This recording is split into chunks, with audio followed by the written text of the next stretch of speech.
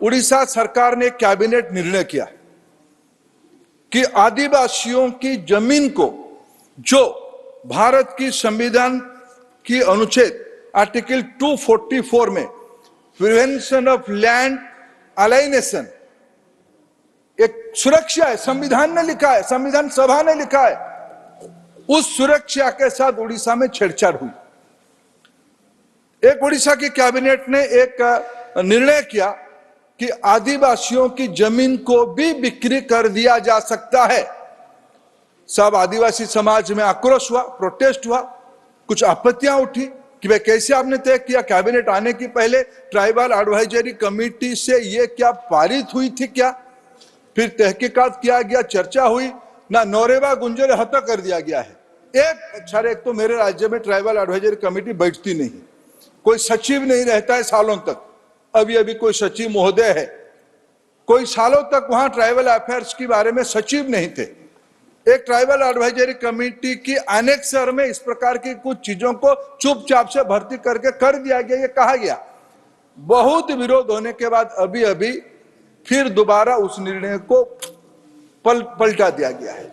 मैं धन्यवाद देता हूं, कम से कम देर से ही दुरुस्त बुद्धि तो आई, गलती करने से आप खुद को वंचित किया। लेकिन ये कोई विषय के नहीं, जिसकी मन में सर, जिसकी मन में एक बार आदिवासियों का जमीन हड़पने का किसी के मन में खून लग गई तो सर देर सवेरे आ ही जाता है। लेकिन मैं आपके माध्यम से भारत सरकार की संरक्षण चाहता हूं, कृपया आप करके इस प्रकार की संवैधानिक व्यवस्था को छेड़छाड़ करने वाले लोगों को एक चेतावनी दिल्ली से जानी चाहिए, एक संकेत दिल्ली से जानी चाहिए। आदिवासियों की अधिकार को लेकर किसी को भी छेड़छाड़ करने का हिम्मत नहीं होनी चाहिए। ये संविधान सभा की निर्णय है और इस पवित्र गृह जब उड़ीसा की 50 से ज्यादा आदिवासी उपनामधारी समुदाय को न्याय देती है, 4 आदिम जनजातियों को जिंदगी का स्वीकृति देती है, आप ये सदन आपके माध्यम से मैं निवेदन करना चाहता हूं, मंत्री जी को निवेदन करना चाहता हूं, किसी भी राज्य में, उड़ीसा नहीं, किसी भी राज्य में आदिवासियों के संवैधानिक अधिकार को, सुरक्षा को छेड़छाड़ ना किया जाए। इसी निवेदन के साथ पुनः इस ऐतिहासिक बिल की एक दूरगामी प्रभाव को देखते हुए मैं अत्यंत सहर्ष इसको समर्थन करता हूं, आपका आभार प्रकट करता हूं।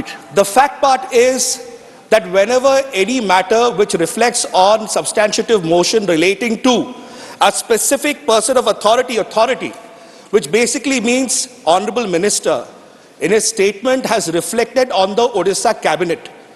Odisha Cabinet is a constitutional authority and has the similar constitutional authority as would be probably the Council of States, because it draws its power from the Constitution.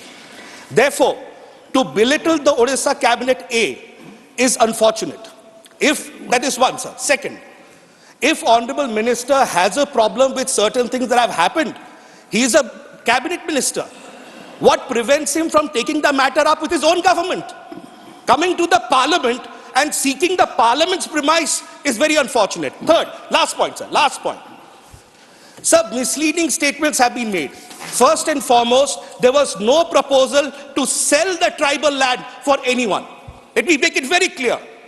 Many tribal people, बहुत सारे आदिवासी भाई बहने हैं जिन लोगों की जमीनें वो गिरवी रख के अपने एजुकेशन के लिए, अपने हेल्थ के लिए, बाकी चीजों के लिए करना चाहते हैं, बट वो अपनी जमीनें गिरवी नहीं रख सकते। इसी सोच के साथ किया गया था, मगर जब महसूस हुआ कि शायद इससे कोई सोच हो, the matter has been rescinded by the cabinet. जब कैबिनेट ने रिसेंड कर दिया है, उसके बाद ये उठाना, कहना कि कैबिनेट ने ऐसा किया है, दिल्ली से यहां से एक फरमान भेजा जाए, मुझे लगता है संघीय व्यवस्था पे ये कड़ी चोट है। What is the point of order? It's absolutely, sir. You cannot reflect on a person of high authority. The cabinet is headed by the Honorable Chief Minister of Odisha. You are reflecting on the character of the Odisha cabinet. मान्यवर, अगर cabinet में ऐसे चर्चा शुरू हो गई, राज्यों के कैबिनेट में ऐसे चर्चा शुरू हो गए, तो जो भय है कि फेडरल स्ट्रक्चर को तोड़ा जा रहा है, अब माननीय मंत्री अगर यहां से बैठ के कहते हैं कि दिल्ली से फरमान भेजा जाए, तो मुझे लगता है it's a very sad day for democracy, it's a very sorry day for democracy. You made your point.